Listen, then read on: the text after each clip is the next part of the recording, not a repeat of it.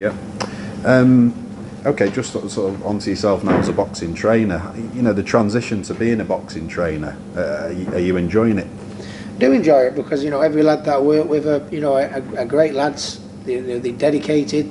They want to go right to the very, very top. It's a pleasure to cut. It reminds me that the lads that we've got in the gym now. It reminds me back in the day when I was fighting. There's one thing I do miss about my fighting days was. It's not like every day of your working life, you as hard as the game was, you were turning up and going meeting your pals, and you could have as hard as you was working, you could have the banter and the laugh, and and all the lads are all striving towards reaching the very, very top, and it brings me back. We've got we've got a great stable of lads there really, and to be honest, I work every day in my working life with them, and I throw every punch with them, when they're fighting. I don't just. I mean, it'd never be like the nerves when I was actual fighting, but trust me, I still get nervous when all the lads are fighting because I think that much of them, and that's the bond you get when you're working with someone every day of your working life. Yeah. And are there any kind of trainers, past or present, that you specifically sort of draw inspiration from, that you've watched their work in the past? Or? I've worked with a lot of good trainers. Billy Graham was the best trainer I ever worked with. I've worked with Floyd Mayweather. I've worked with Bob Shannon. To be honest with you, the best trainers for me are the ones that never tired of learning. I mean, I remember I went over to the Wildcard gym when Matthew boxed Saul Alvarez, and Amir Khan was actually training there to fight Paul McCloskey. Yeah. And Freddie Roach, who's one of the greatest trainers of all time, if not arguably the greatest trainer of all time, he come up to me and just say, "Hey Ricky, McCloskey, what do you think of him? Does he jab from low, or does he jab from high, or And I went, well, I think he jabs from low and he spins off a fair bit, spins off to his right a fair bit, and Freddie Roach just walked over to Amir and threw a right southpaw right up from low, and Amir was catching it, and I thought, I don't think for 1 minute Freddie Roach can learn something off me, but what I'm scared, he's not scared of asking someone's opinion. Yeah. And I think that's a good coach. I mean, so many coaches out there think they know it all, and no, it's all me, I'm the best at this and that. Yeah. I think Freddie Roach has proved he's certainly one of the best, if not the best, and he's still not scared of coming over to say just me and say, what do you think, Rick? What's your opinion? I think that's a good coach when you're never tired of learning. Yeah, absolutely. You don't think you know it all. Yeah, absolutely. And is there any coaches out there, either that you've worked with or that you haven't, that for example, you feel you have the relationship that if there was a forthcoming fight, you wanted a bit of advice, that you would give them a call? Is there anyone that you do speak to regularly about tactics and strategy? Not really. I'm not scared of picking the phone up. I have a lot of friends, that were former boxers, and Enzi Bingham and Steve Foster, and I do a lot of work with Bob Shannon, who actually trains his fighters in the gym. So Richard Poxton, who's my matchmaker, he trained Clinton Woods when Clinton was world champion. So there's lots of people that pick my brains, and I'm not scared of walking in the gym. And if I see a new training method that I think will work for my boys, I'll nick it. And I'm not scared of admitting it. To be honest, people ask me, they say, well, where did you get this bar bag from? And I say, Billy Graham. And we have an exercise in here, like wheelbarrows, where we the lads go up and down the gym. People say, where do you learn that? That's new. And I said, I got it with Bob Shannon. I'm not scared of taking tips from people that if there's something that I do like. Yeah, no, absolutely. A video circulated recently of your son Campbell hitting the pads. Obviously he looked quite handy. If he does pursue a career in boxing, would you prefer to train him, or given the emotional attachment, would that be quite hard to do? No, I think, I don't know. I think I'll cross that bridge when I come to it.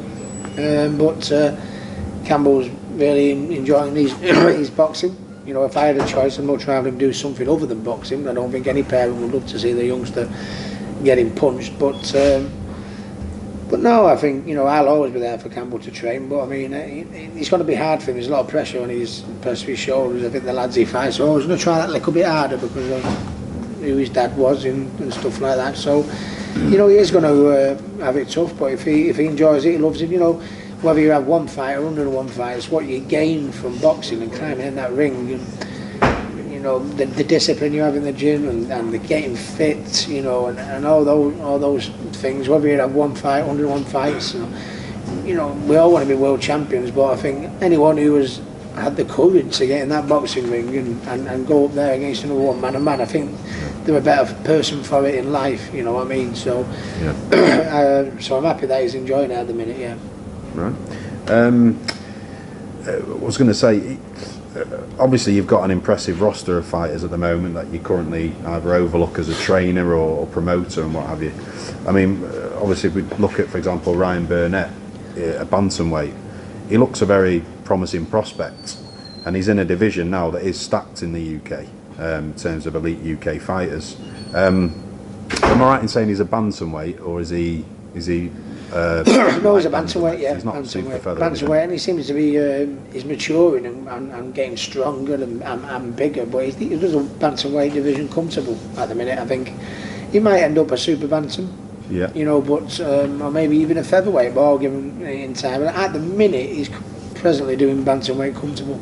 And obviously, you know, he whilst he's at a sort of totally different stage of his career now, he's just at the start of his career, really, relatively.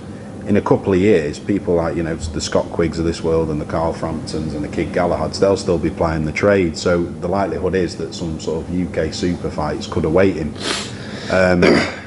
How do you think he'll fare against all those kind of names? Obviously, you know, it's time. In his early days, he only had 4 pro fights, and he's got to tick every box as he goes along. You know, and that was the case not just for Ryan Burnett. That was the case for Ricky Hatton, Joe Kawasaki. You know, Scott Quigg, whoever.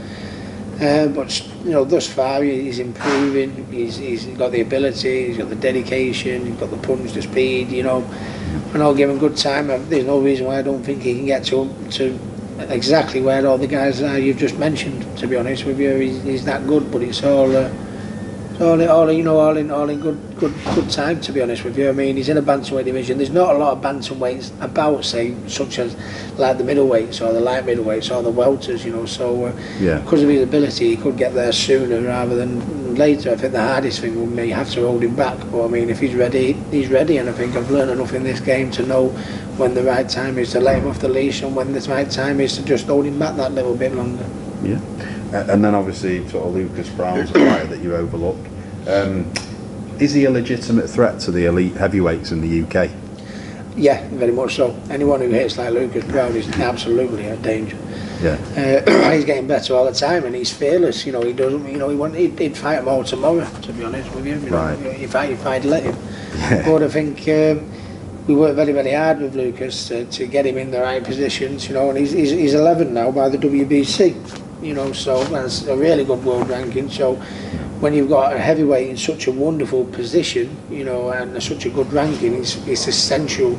His next fight is obviously very, very important. He's fighting for the Australian Commonwealth heavyweight title. If he does that, I think he's the first Australian in maybe nearly 100 years, I think, or something like that, to win a Commonwealth title. So it's a big night for Lucas. If he wins that, he will certainly go in the top 10 and maybe just, you know, on the verge of the top 5. You know, so he's not just on the agenda of the top British heavyweights. You know, if he's 5th WBC after this fight, or 6th or something like that, he's right in the line for fighting anyone. Right, okay. And then just sort of asking, only a couple more left now, Ricky. Sort of yourself, obviously your penchant to enjoy a pint and a burger in between fights was sort of well documented. Do you advise your own fighters, sort of in the current sort of atmosphere now, to sort of watch the weight more in between fights and to follow a stricter diet? Absolutely. If any of them put on more than £7, I'd start saying, listen, you go any higher than that, you know, I'll wring your neck, you know what I mean? Because I had 48 fights and achieved all my goals, but I do think it's shortened my career, you know, so, you know, and it's the hardest game in the world. Don't make it harder by doing stuff that's going to damage your body, you know, so, you know, one thing that I'd like to think will make me a good coach is that I've got so many good things and positive things I can pass on to my youngsters, but you know, for my sins I've done all the bad things as well, so I mean I'm in a perfect position to advise them in every area in many ways. You know, I think being a good trainer is your job, not just what happens in the four walls of the gym. You know, it's what that boxer does when he leaves the gym, which can equally be just as important. So because I've made so many mistakes out of the gym over the years, I'm in a good position to advise them on all matters really. So you know, yeah. And do you see, you know, when you do give them advice, do you see them sort of soaking it up off you? Absolutely, 100%, yeah. Yeah, fantastic.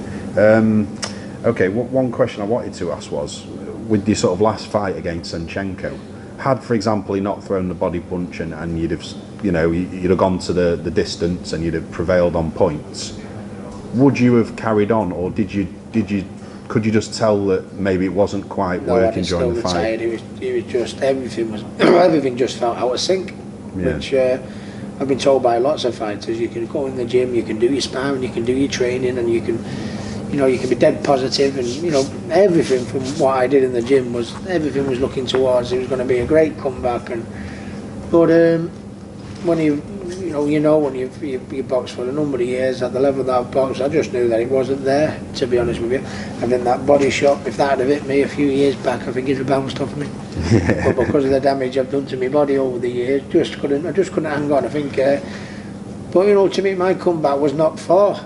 I'd have liked to have gone on and win another world title and everything. What a story that would be after all my problems, you know, to come back and win a world title. But you know, it was more, after all the disappointments, it was just to come back and make people proud again, and that's ultimately what I did. I could have picked somebody I could have probably walked through, but I didn't. Picked a dangerous opponent, you know, and I think I was winning the fight, not by much, but I think I was just had my nose in front, and if I could have got over that finishing line, it would have been a great achievement, but it just wasn't meant to be. But I got from the comeback what I wanted out of it. Yeah. Well, I suppose that was the point, because you know, you were probably pipping it at the time. So if you'd have just sort of sneaked it on points, you still think that you would have said, "I'm calling it a day." 100%, yeah. To be honest, it just wasn't there. Right.